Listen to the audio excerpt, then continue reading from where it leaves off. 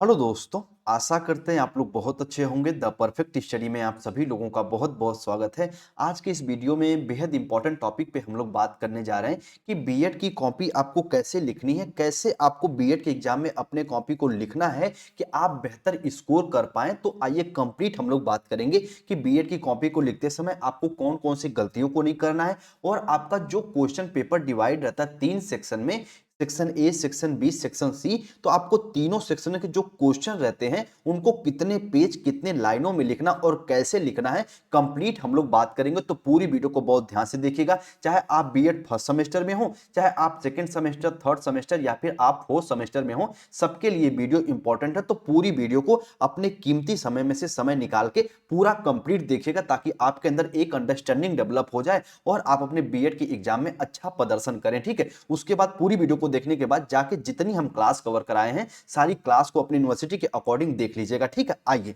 सबसे पहले मैं थोड़ा सा क्वेश्चन का पैटर्न आपको बता देता हूं और जिन बच्चों को ये पैटर्न पता है वो वीडियो को थोड़ा सा आगे करके देखना शुरू करें। ठीक है, और जो अभी पहली बार बीएड का एग्जाम देना चाहते हैं वो इस पैटर्न को देखेगा जरूर ताकि आपकी एक अंडरस्टैंडिंग डेवलप हो जाए। ठीक है, चलिए मान लीजिए आपका कोई एक पेपर एग्जाम्पल के तौर पे हम लोग ले लेते हैं, चाहे आपका चाइल्डहुड एंड ग्रोइंग अप है, चाहे नॉलेज एंड करिकुलम है, चाहे हम कोई कंटेम्प्रेरी इंडियन एजुकेशन कोई एक पेपर ले लीजिए। तो ये कितने नंबर का होता है सर एक पेपर? तो ये 100 नंबर का होता है। कितने नंबर का? तो ये आपका 100 नंबर का होता है। और ध्यान से मेरी बात को समझिएगा, ये कितने पार्ट में डिवाइड रहता है? तो ये दो पार्ट में डिवाइड रहता है, एक आपका 10 नंबर का, एक आपका 90 नंबर का। जो आपका दोस्त 10 नंबर का होता है ये इसे कहते हैं हम लोग इंटरनल, यानी ये आपके कॉलेज वाले आपको देते हैं। और जो आपका 90 नंबर होता है इसी में से, इसका इसे एक्सटर्नल कह सकते हैं। इसका एग्जाम होता है, यानी इसी का एक तरीके से आपको एग्जाम देना रहता है। तो जो 90 नंबर रहता है ये कितने पार्ट में सर डिवाइड रहता है? तो ये 3 पार्ट में डिवाइड रहता है। ध्यान से मेरी बात को समझ लीजिएगा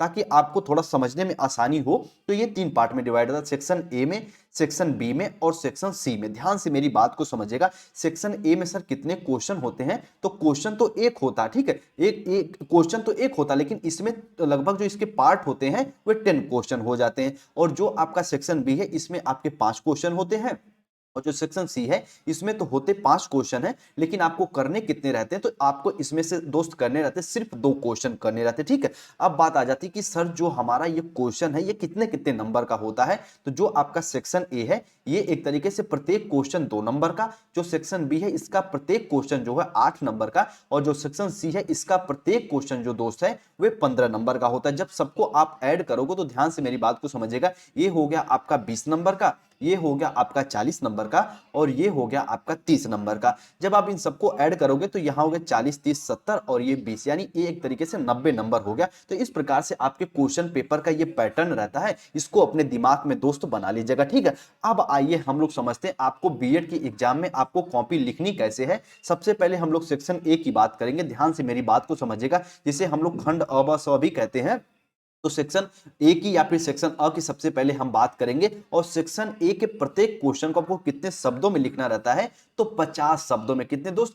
50 शब्दों में इसे लिखना रहता है। और मान लीजिए आपके सामने क्वेश्चन नंबर फर्स्ट है कि वृद्धि का अर्थ बताइए। यहां पे वृद्धि भी कह सकता है या फिर कह सकता है कि विकास से आप क्या समझते हो, बुद्धि को समझाइए, इंटेलिजेंस से आप क्या समझते हो। ठीक है, बौद्ध काल में शिक्षा कैसे होती थी उससे क्या समझते हो। कोई भी क्वेश्चन आपको यहां पे दे दिया तो सबसे पहले आप उसको क्या करोगे दोस्त? यहां पे हेडिंग डालेंगे। ठीक है, आप यहां पे प्रश्नोत्तर तो डालेंगे, प्रश्नोत्तर एक, और उसके बाद जो क्वेश्चन है उसको यहां पे नंबर कर देंगे, नंबरिंग कर देंगे। उसके बाद उसका यहां पे आप हेडिंग डालेंगे और कम से कम कितनी लाइनों की बात करें तो कम से कम आप 10 लाइनों में, 12 लाइनों में इस पूरे प्रश्न का उत्तर देने का प्रयास करिएगा। यानी जो आपका एक तरीके से सेक्शन ए का क्वेश्चन है उसके प्रत्येक प्रश्न को आप 10 से 12 लाइनों में उत्तर देने का प्रयास करिएगा और सुनिश्चित करिएगा कि प्रत्येक लाइन में 5 से 7 या फिर 5 से 6 वर्ड रहें तो आपका बेहतर स्कोर होगा। ठीक है, और ध्यान से मेरी बात को समझिएगा। जैसे देखिए आप यहाँ पे वृद्धि लिखे और वृद्धि के बारे में थोड़ा सा बता दिए कि जो गर्भधारण के समय ही वृद्धि शुरू हो जाती है और ये गर्भावस्था से लेकर शैशवावस्था, किशोरावस्था तक चलती रहती है और ये प्रौढ़ावस्था तक जाते जाते थोड़ा बहुत रुक जाती है, ऐसा आप यहाँ पे लिख दिए। उसके बाद आप एक तरीके से किसी एक मनोवैज्ञानिक यहाँ पे डिफिनेशन लिख दीजिए, कोटेशन लिख दीजिए कि महान हॉरलॉक साहब हैं वो कहते हैं कि कोशिकाओं की गुणात्मक वृद्धि ही अवृद्धि है। इतना आप इसके बारे में लिख दिए। अब आपको कौन सी गलती नहीं करनी उसको भी यहाँ पे समझते हुए चलिए। तो ध्यान से दोस्तों दोस्त हमारी बात को समझिएगा, आप जिस भी क्वेश्चन को लिख रहे हैं उसका लास्ट में आप निष्कर्ष तो जरूर लिखिए। क्या उसका आप लास्ट में भैया निष्कर्ष जरूर लिखिए, क्योंकि निष्कर्ष जब आप लिख देंगे तो पूरा पूरा जो एग्जामिनर होता है, जो कॉपी चेक करते हैं, उनको आइडिया लग जाता कि बच्चे ने अपने पूरे जो ऊपर लिखा है उसमें कहना क्या चाह रहा है। ठीक है, तो जो भी आप बच्चे प्रश्न का उत्तर दीजिए उसका निष्कर्ष आप जरूर लिखने का प्रयास करिए। तो सबसे पहला ये अपने दिमाग में बना के रखिएगा, ये गलती नहीं करना कि सिर्फ क्वेश्चन का उत्तर दिए और आगे बढ़ गए, नहीं, उसका निष्कर्ष जरूर आप लोग लिखा करिए बीएड के एग्जाम में। ठीक है, तो पहले क्वेश्चन को आपको कितने एक तरीके से कितने लाइनों में लिखना है, तो 10 से 12 लाइनों में लिखना है। अगर हम पेज की बात करें तो जो आपका पूरा एक पेज होता है उसके आधे पेज में अगर इसका आंसर आ जा रहा है तो बहुत अच्छी बात है, वरना एक पेज को आप इसमें कंप्लीट कर सकते हो, एक क्वेश्चन को। अच्छा, कुछ बच्चे पेज और पन्ने में कंफ्यूजन करते हैं, तो ध्यान से मेरी बात को समझिए। इस पे पहले बता दूं, एक होता है पेज, एक हम लोग अपने समझने के लिए पन्ना कह देते हैं। जैसे मान लीजिए आप यहाँ पे इसको नंबरिंग कर दिए तो ये हो गया आपका एक पेज, और ये मान लीजिए यहाँ पे आप दूसरा नंबरिंग कर दिए, ये हो गया आपका दूसरा पेज। तो हम कह सकते हैं दो पेज को मिला के आपका एक पन्ना बनता है। तो आपको सेक्शन ए को कितने पेज में लिखना है दोस्त, तो एक पेज में लिखना है। एक पेज में इसका उत्तर देने का प्रयास करना, एक पेज भी हो सकता है या फिर आधे पेज में भी इसका उत्तर देने का प्रयास करना। ठीक है, और ये पूरा अगर आप ऐसे लिख रहे हो कि वृद्धि का अर्थ बताइए प्रश्नोत्तर, तो ये पूरा एक पेज लगभग कंप्लीट हो जाता है। थोड़ा बहुत जगह बचती तो उसे स्किप भी कर सकते हो या दूसरे क्वेश्चन की वहां से शुरुआत भी कर सकते हैं। तो ये आपका इंपॉर्टेंट हो जाता। तो लगभग कितने यहाँ पे कितने क्वेश्चन रहते हैं, तो 10 क्वेश्चन रहते हैं। तो टोटल कितने पेज में आपको 10 क्वेश्चन को लिखना, तो मान के चलिए 8 से 9 पेज में अगर आप लोग लिख दे रहे हैं, यानी कहने का मतलब है 4 पन्ने में अगर पूरा आंसर आप कर रहे हो कि सेक्शन ए का, तो बहुत अच्छी बात है। ठीक है, तो उम्मीद करते हैं सेक्शन ए वाला पूरा मैटर आप समझ गए होंगे। अब हम लोग सेक्शन बी की तरफ चलते हैं। आइए, आपको सेक्शन बी में टोटल 5 क्वेश्चन करने रहते हैं और एक क्वेश्चन आपका 8 नंबर का होता है। ठीक है, तो ध्यान से मेरी बात को समझिएगा। इसको कितने शब्दों में लिखना रहता है, तो सर इसको 200 लगभग यहां पे रहता है कि 200 से कम नहीं होना चाहिए और 200 से बहुत ज्यादा भी नहीं होना चाहिए। तो 200 तरीके से इसको 200 वर्ड में आपको लिखना रहता है। तो यहां पे अगर क्वेश्चन आपको आ गया कि विकास की तीन अवस्थाओं का वर्णन करो, या फिर जो भी क्वेश्चन आपके सामने मिल गया, तो सबसे पहले आप यहां पे विकास को डिफाइन करिएगा। ठीक है, कि जब एक बालक गर्भ धारण करता है तो विकास की प्रक्रिया में शामिल हो जाता है। इस प्रकार की चीजों को सबसे पहले विकास के बारे में थोड़ा सा बताइएगा, और हो सके तो विकास के एक आध कोटेशन को, एक आध मनोवैज्ञानिक के अनुसार विकास को भी लिख दीजिएगा। उसके बाद आप हेडिंग डालिएगा यहाँ पे विकास की प्रमुख अवस्थाएं, और फिर यहाँ पे देखो जैसे लिखे विकास की प्रमुख अवस्थाओं में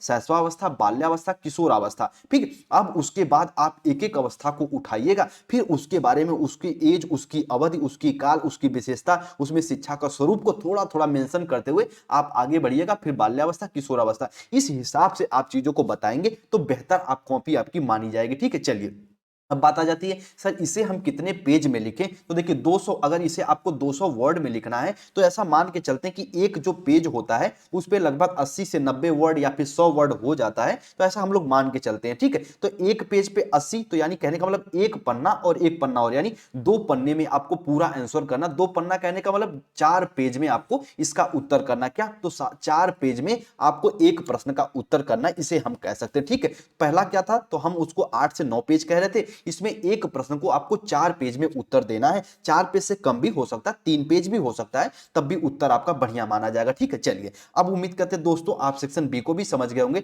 थोड़ी सी वीडियो लंबी हो रही, पर ध्यान से समझ लीजिए करिए, बिल्कुल दिल से चीजों को मैं आपके लिए बताता हूं। ठीक है, उसके बाद आपका होता है एक तरीके से लॉन्ग आंसर, जिसे हम लोग सेक्शन सी कहते हैं, और प्रत्येक क्वेश्चन भैया ये 15 नंबर का होता है। ठीक है, एक क्वेश्चन अगर कर दिए तो 15 नंबर आपको मिलेगा। 2 क्वेश्चन रहते हैं तो ये लगभग 30 नंबर के ये हो जाते हैं, टोटल 30 नंबर के। ठीक है, चलिए यहां पे मान लीजिए आपका एक क्वेश्चन देखने को मिल गया, कह रहा है कि पियाजे के सिद्धांत का वर्णन करो। जो महान जीन पियाजे हुए संज्ञानात्मक विकास के प्रवर्तक, तो भैया उनके सिद्धांत की यहाँ पे विवेचना करो, या फिर इसमें या करके भी रह जाता है। तो यहाँ पे देखिए कि वृद्धि व विकास से आप क्या समझते हैं। ध्यान से मेरी बात को यहाँ पे समझिएगा, वृद्धि और विकास से दोस्त यहाँ पे आप क्या समझते हैं, और आप जीन पियाजे के सिद्धांत का वर्णन करो। चाहे ये क्वेश्चन आपके सामने दिख जाए, मान लो क्वेश्चन नंबर आपको 10 कर लो, इसे क्वेश्चन नंबर 11 कर लीजिए। तो अगर आप यहाँ पे लिख रहे हो वृद्धि और विकास से आपका क्या तात्पर्य है, और जीन पियाजे के सिद्धांत का वर्णन करिए, तो सबसे पहले आप वृद्धि के बारे में थोड़ा सा लिखिए। वृद्धि के बारे में किस मनोवैज्ञानिक ने क्या कहा था वो लिख दीजिए। उसके बाद आपको विकास के बारे में यहां डिफाइन करना है, और किसी मनोवैज्ञानिक के अनुसार या फिर आप विकास के बारे में जितनी चीजें जानते हो यहां पे मेंशन कर दीजिएगा। ठीक है, चलिए और यहाँ पे विकास की अवस्थाएं मत लिखिएगा, सिर्फ वृद्धि और विकास के बारे में मेंशन, यानी एग्जाम में जो चीजें पूछ रहा है उसी के बारे में उत्तर देने का प्रयास करिएगा, ठीक है। तो उसके बाद ये कर दिए, और अब देखो यहाँ पे आप हेडिंग डालोगे ऐसे करके कि वृद्धि व विकास में अंतर। तो कम से कम इसमें 5 लाइन, 6 लाइन, 8 लाइन, कम से कम इसमें 5, 6, 7, 8 लाइन आप लिखोगे, वृद्धि और विकास में अंतर। तो आपके जो 15 नंबर का क्वेश्चन था उसका पहला सेक्शन कंप्लीट हो गया। और इसी में पूछा जीन पियाजे के सिद्धांत, तो जीन पियाजे के सिद्धांत को पहले इनके थोड़े से इनके बारे में लिखिएगा, फिर इन्होंने किसमें अपना महत्वपूर्ण योगदान दिया उसके बारे में लिख दीजिएगा। चाहे जिस जिस प्रकार का क्वेश्चन है उसमें डेप्थ में घुस के उत्तर किया करिए। और फिर जीन पियाजे जितनी एक तरीके से इनकी अवस्थाएं थी, 4 अवस्थाएं, उन अवस्थाओं के बारे में आप लोग अच्छे से मेंशन करके लिख दीजिएगा। और अगर आपको थोड़ा सा समय बचे तो उन अवस्थाओं के बारे में थोड़ा थोड़ा अच्छे से एक बार एक तरीके से उनमें विवेचना भी कर दीजिएगा कि किस अवस्था की कौन सी विशेषता है। तो ये पूरा क्वेश्चन लिखने का मैं आपको पैटर्न बता दिया।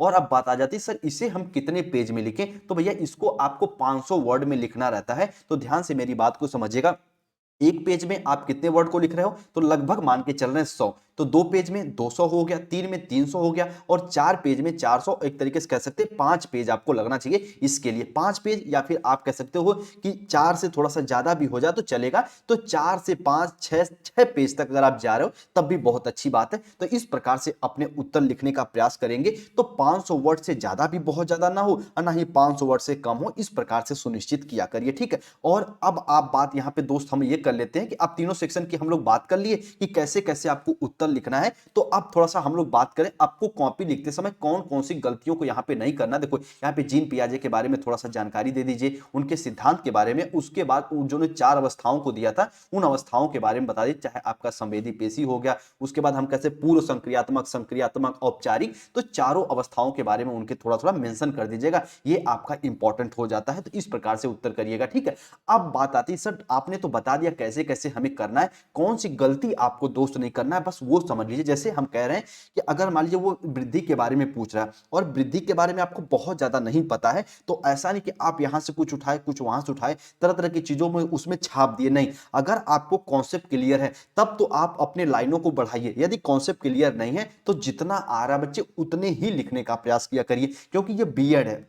लोग कहते हैं सिर्फ कॉपी भर के आ जाओ पास तो हो ही जाओगे, ये कॉन्सेप्ट यहाँ पे अप्लाई नहीं होता, इसीलिए नंबर कम हो जाते हैं। जितना आपका कॉन्सेप्ट आता है उतने ही लिखने का प्रयास करिए, क्या करिए, कॉपी भरने का प्रयास कभी भी मत किया करिए। और जब भी अपने कॉपी को लिखा करो तो यहाँ पे एक तरीके से इस प्रकार की लाइन जरूर खींच दिया करो। कुछ लोग कहते हैं सर दोनों तरफ लाइन, तो दोनों तरफ लाइन मत खींचा करिए, ये सुनिश्चित नहीं होता। तो एक तरफ लाइन अच्छे से खींच के यहाँ पे क्वेश्चन नंबर कर सकते हो, प्रश्नोत्तर लिख सकते हो, ठीक है। तो इस प्रकार की ये सब गलतियां करने से बचेगा, अपने कॉन्सेप्ट को क्लियर करते हुए लिखेगा। जो भी चीज लिखिए थोड़ा सा अच्छे से लिखिए, और थोड़ा सा आप लोग राइटिंग पे जरूर ध्यान दिया करिए, राइटिंग बेहतर रहेगी तो बेहतर आप स्कोर करेंगे दोस्त, ठीक है। उम्मीद करते हैं पूरी जितना बताने का पर्पस था सच्चे दिल से सारी बात को मैं बता दिया। और एक बात और, बीएड की जो लगातार हम क्लास चलाते हैं वे तो द परफेक्ट स्टडी पे बिल्कुल आप कवर कर डालिएगा एग्जाम से पहले पहले, और मैं एग्जाम से पहले पहले सारा सिलेबस भी कवर करा देता हूं, ठीक है। चलिए उम्मीद करते हैं पूरी पॉइंट को समझे होंगे, और उसी के साथ साथ बीएड के कंप्लीट नोट्स के लिए भी आप लोग इस नंबर पे जा सकते हैं, या फिर आपके मन में कभी भी कोई डाउट आए तो 9005587371 पे कभी भी आप message as a teacher, as a भाई, एज ए गार्डियन समझ के आप इस पे मैसेज कर सकते हैं। मैं बिल्कुल जब भी देखूंगा जवाब देने का पूरा पूरा प्रयास करता हूं, ठीक है। उम्मीद करते हैं पूरी बात को समझेंगे। नोट्स वगैरह के लिए आप लोग इस नंबर पे संपर्क कर लीजिएगा, और अच्छे से चाहे इंग्लिश लैंग्वेज में एग्जाम देना चाहते हैं तब भी आपको नोट्स मिल जाएगा, हिंदी में देना चाहते हैं तब भी नोट्स मिल जाएगा, ठीक है। तो उम्मीद करते हैं पूरी पॉइंट को आप लोग समझे होंगे। अब हम लोग मिलते हैं अपने क्लास में, तब तक के लिए आप लोग अपना ख्याल रखिए, अच्छे से एग्जाम टाइम है तो अच्छे से पढ़ाई करते रहिए। मिलते हैं हम लोग अपने अगली क्लास में, तब तक के लिए आप लोग अपना ख्याल रखिए। चैनल पर नए हैं तो जरूर जुड़ जाइए सब्सक्राइब करके, और आपके मन में कभी कोई डाउट वगैरह लगे तो इंस्टाग्राम चलाते हैं तो आप यहाँ पे जुड़ भी सकते हैं, नहीं चलाते तो चलाइएगा भी मत, ठीक है। चलिए उम्मीद करते हैं पूरी पॉइंट को समझेंगे। टेलीग्राम से नहीं जुड़े हैं तो डिस्क्रिप्शन में मैं लिंक दे दिया हूं, टेलीग्राम चैनल से भी आप लोग अच्छे से जुड़ जाइए, ठीक है। चलिए उम्मीद करते हैं पूरी पॉइंट को आप लोग समझे होंगे। अपने दोस्त यार तक वीडियो को जरूर शेयर करिएगा ताकि उनको भी पता चले, और मिलते हैं हम लोग अपने अगली क्लास में। तब तक के लिए आप सभी लोग अपना ख्याल रखिए। सभी भाई बहन को जय हिंद, जय भारत।